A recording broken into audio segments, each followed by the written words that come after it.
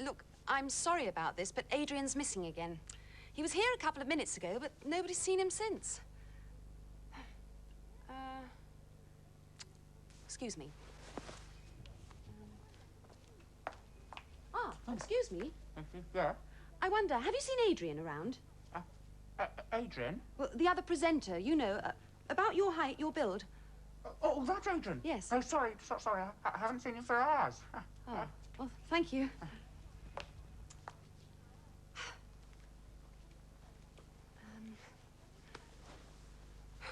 He's getting very unreliable. I shall have a very strong word with him when he does turn up.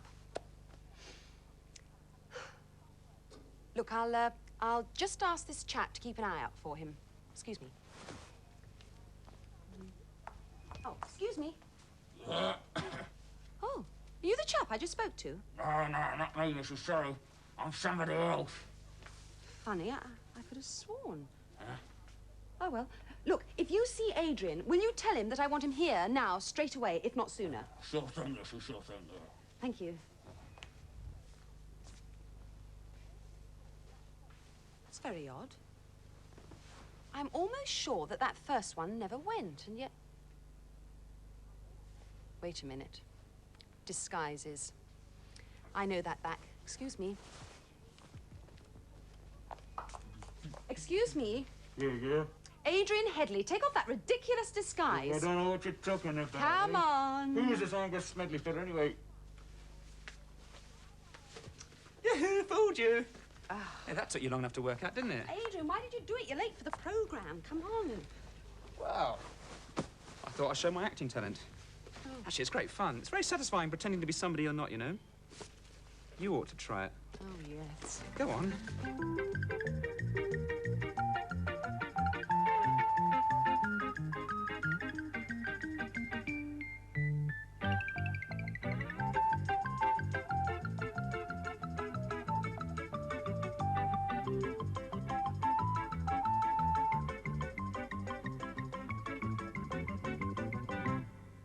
Disguise can come in very handy for rogues, like it did for my favourite rogue, Mr. Toad in Wind in the Willows.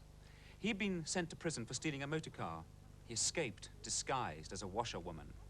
After some miles of country lanes, Toad reached the high road, and as he turned into it and glanced along its white length, he saw approaching him a speck that turned into a dot, and then into a blob, and then into something very familiar. He stepped confidently out into the road to hail the motor car, which came along at an easy pace, slowing down as it neared the lane, when suddenly he became very pale. His heart turned to water, his knees shook and yielded under him, and he doubled up and collapsed with a sickening pain in his interior. For the approaching car was the very one he had stolen on that fatal day when all his troubles began. He sank down in a shabby, miserable heap in the road, murmuring to himself in his despair, "It's all up, it's all over now. Chains and policemen again, prison again, dry bread and water again. Oh, what a fool I've been." The terrible motor car drew slowly nearer and nearer, till at last he heard it stop just short of him. Two gentlemen got out and walked round the trembling heap of misery lying in the road, and one of them said, "Oh dear, this is very sad. Here's a poor old thing, a washerwoman apparently, who has fainted in the road." They tenderly lifted Toad into the motor car and propped him up with soft cushions, and proceeded on their way. Toad knew that he was not recognized, and he cautiously opened first one eye and then the other. "Look," said one of the old gentlemen, "she's better already. How do you feel now, ma'am?" "Thank you kindly, sir," said Toad in a feeble voice. "I'm feeling a great deal better. I was only thinking if I might sit on the front seat there beside the driver, where I could get the fresh air full in my face, I should soon be all right again." So they carefully helped Toad into the front seat beside the driver, and on they went once more. Toad was almost himself again by now, and he turned to the driver at his side. "Please, sir," he said, "I wish you would kindly let me try and drive the car for a little. It looks so easy and so interesting." "Bravo, ma'am," said the gentleman. "Let her have a try. She won't do any harm." Toad eagerly scrambled into the seat, vacated by the driver, and listened with affected humility to the instructions. Then he set the car in motion, but very slowly and carefully at first. Then he went a little faster, then faster still, and faster. The driver tried to interfere, but he pinned him down in his seat with one elbow and put on full speed. "Washerwoman, indeed!" he shouted recklessly. "Ho, ho! I am the Toad, the motor car snatcher, the prison breaker, the Toad who always escapes. Sit still and you shall know what driving really is, for you are in the hands of the famous, the skillful, the entirely fearless Toad. Clever Toad, great Toad, good Toad."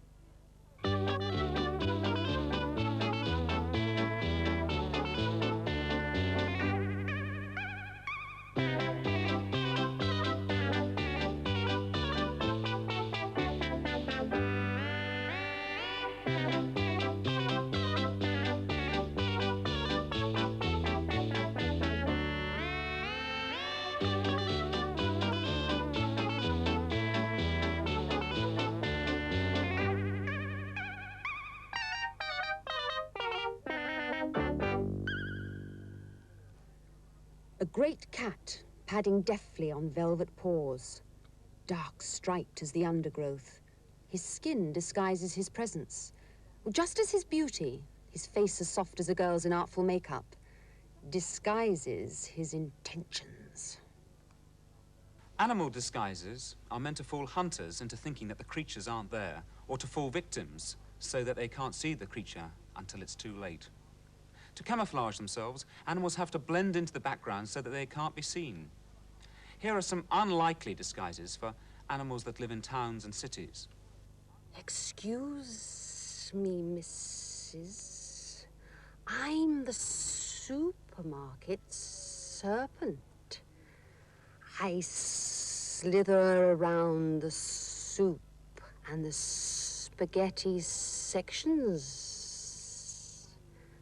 Stout Mrs.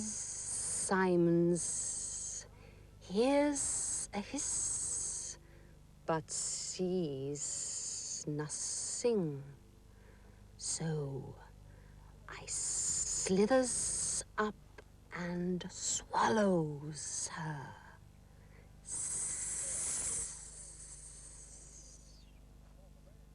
I'm Bert, the brick wall baboon. I'm a baddie.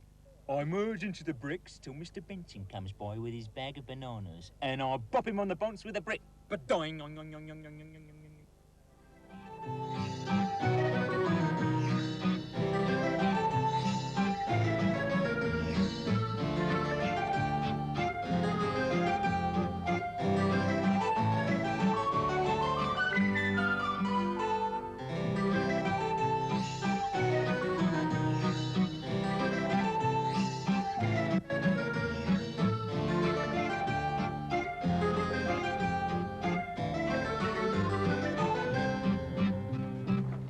It's not only your appearance you can disguise your feelings as well, by saying things you don't really mean.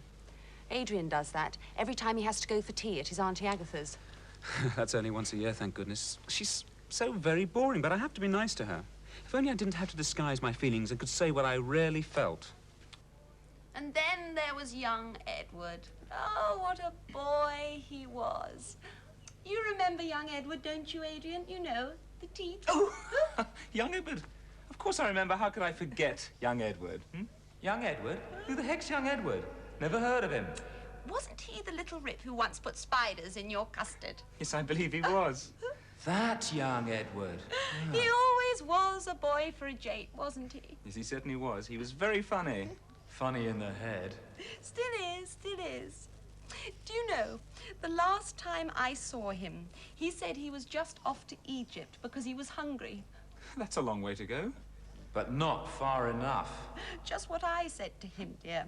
What a long way to go, I said. And do you know what he said? He said he was going to Egypt because of the sandwiches there.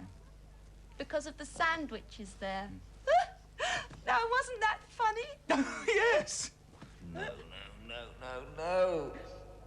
Adrian, I'm not boring you with all these tales of long ago, am I? Of course not, Aunt Agatha.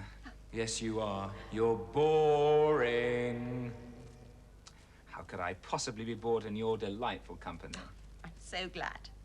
Now then, before you go, I've got a little present for you. Can you guess what it is? Auntie, I haven't the faintest idea. A pair of socks? A pair of socks. Oh, how lovely. Thank you. Oh. And now, Auntie, I really must be going, you know. Oh, must you really? Yes, I must. Oh. Thank goodness. But I'll see you again next year. As long as that? As soon as that. Yes, I'm afraid so. Goodbye, Auntie. Goodbye, dear. Bye, Pooch. Bye. Thank goodness that's over for another year. The little squirt's just as dull as he always was. Quite agree, dear. Right, that's it. I'm off now. I've got some shopping to do. I saw a marvellous shop just round the corner with its window full of advertisements for offers like this. I can't wait to get there. I love chocolate, especially when it's free.